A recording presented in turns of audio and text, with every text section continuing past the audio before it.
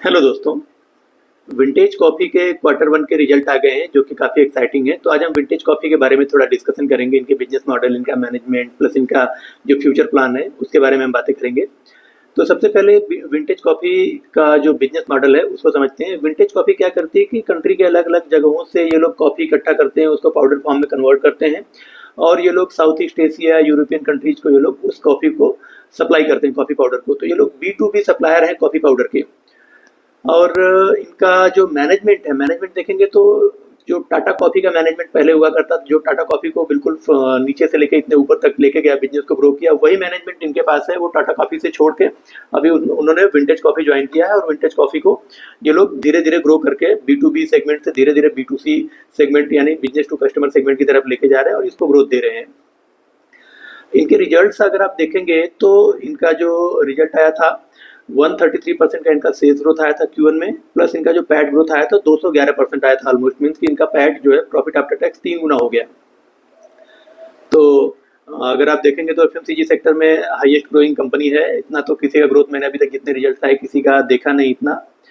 Capex के बारे में अगर हम इनका थोड़ा बात कर लें तो इनके पास टोटल 22-23 एकड़ की लैंड है, जिसमें से 12 एकड़ में तो इनका खुद का अभी जो प्लांट एग्जिस्टिंग है वो चल रहा है। प्लस इनके पास अभी ब्राउन फील्ड कैपेक्स करने के लिए 12-13 एकड़ इनके पास लैंड बाकी है, जिसमें लोग एक खुद का भी अपना नई मशीनरी ला के नया प्लांट डाल के कॉफ़ी का प्रोडक्शन शुरू कर सकते हैं।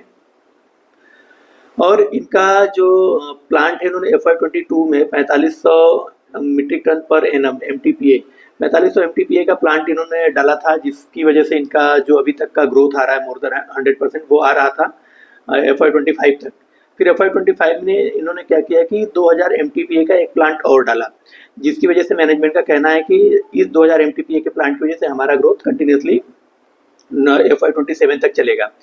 फिर ये अभी मैनेजमेंट का ये कहना है कि FY26 के फोर्थ क्वार्टर में ये 4500 मीट्रिक टन पर एनम का एक और प्लांट ये लोग लगा रहे हैं, जिससे आगे आने वाले ईयर्स में इनका जो ग्रोथ रेट है वो कम नहीं होगा, कंटिन्यूसली वो चलता ही रहेगा।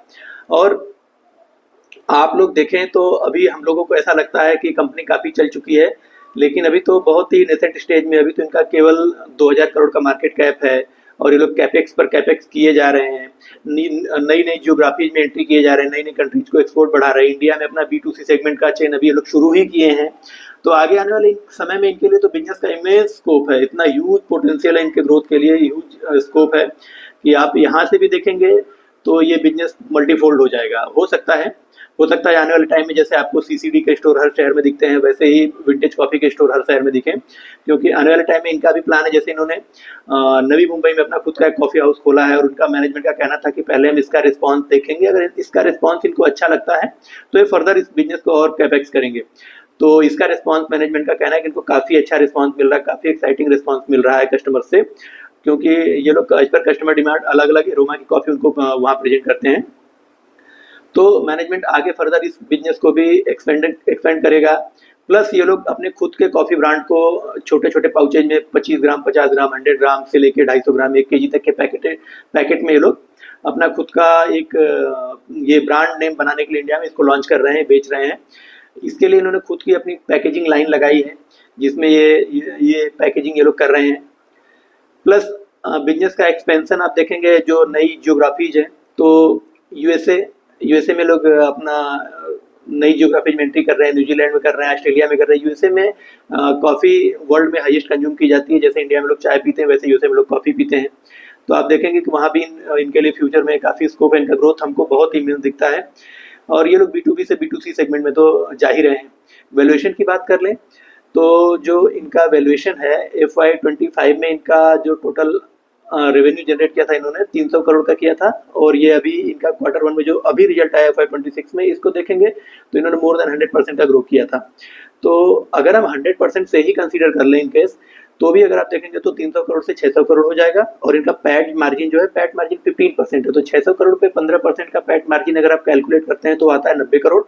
तो इनका वैल्यूएशन, अगर इनका टोटल मार्केट कैप कितना है 2000 करोड़ का, 2000 करोड़ को 90 करोड़ से डिवाइड करेंगे अगर, तो निकल के आता है 22-23 का पी पे ये बिजनेस अभी अवेलेबल है। तो एक 100%, मोर देन 100% से ग्रोथ करने वाली कंपनी आपको 22-23 के पी पर, फॉरवर्डेड पी पर मिल रही है, तो इससे अच्छी और क्या डील आपको मिलेगी। ये एक बेहतरीन अपॉर्चुनिटी, बहुत ल्यूक्रेटिव वैल्यूएशन लगता है ये। और अगर आप थोड़ा एग्रेसिव काउंट करते हैं, इसको एग्रेसिवली लेते हैं और मानते हैं कि नहीं 130-35% का जो ग्रोथ रेट है वो कंटिन्यू रहेगा, तो ये पी कम होकर और 20 पे आ जाता है।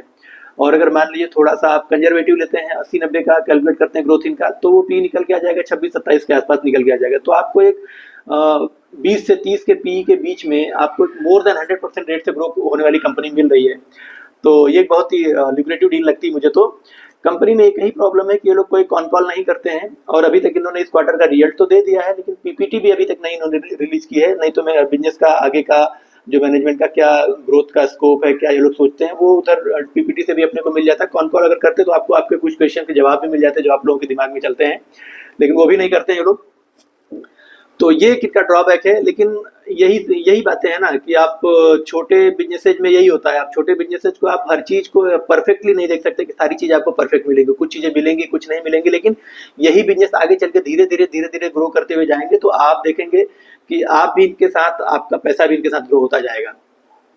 हमको तो ऐसे ही बिजनेस ढूंढना है ना मार्केट में, जिसमें ग्रोथ का स्कोप हो, जिसका मार्केट कैप छोटा हो, जिसमें आगे हमको फ्यूचर ग्रोथ दिखती हो।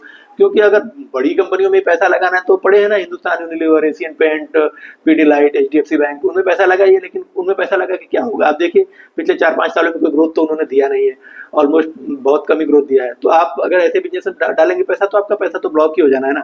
तो हमको ऐसे बिजनेस ढूंढने हैं और ऐसे ही बिजनेसेस को ट्रैक करते रहना। हाँ, यही करना, हमको एक साथ सारा पैसा नहीं लगाना है। हमको क्या करना है, इनमें थोड़ा सा एलोकेशन लेना है, थोड़ा सा एलोकेशन लेके उसको ट्रैक करना है कि ये लोग एग्जीक्यूट करते जा रहे हैं। अगर अपने प्लान को आगे फर्दर क्वार्टर बाय क्वार्टर, तो आपको अपना एलोकेशन बढ़ाते जाना, टाइम के साथ बढ़ाते जाना है। फाइनली आप देखेंगे कि कंपनी भी बड़ी हो जाएगी और आप भी बड़े हो जाएंगे, कंपनी के साथ ग्रो कर जाएंगे। Thank you.